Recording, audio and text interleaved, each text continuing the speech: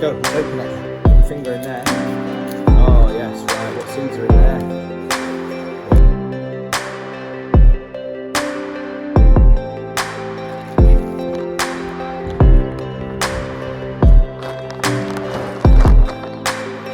So, you ready for this? Are we going to do the seeds? We're going to do the seeds. Yay!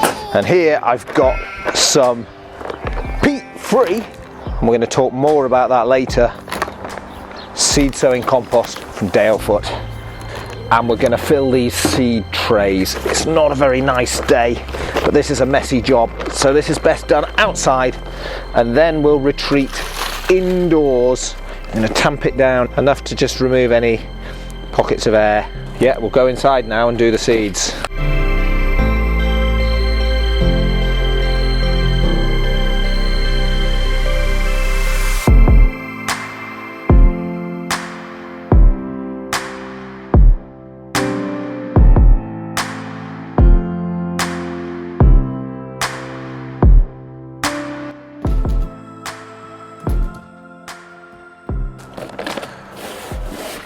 Our seed sowing is done. I want to give you a little look around the garden. There's a few green shoots coming through, a hint perhaps that spring is around the corner.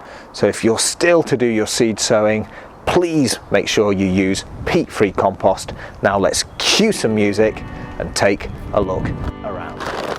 And whilst we're looking around, I'm going to give you 5 reasons why you should be using peat-free compost. Now Stephanie has done an in-depth article on the Enduring Gardener blog. I'd encourage you to read it. I'll put the link in the description below.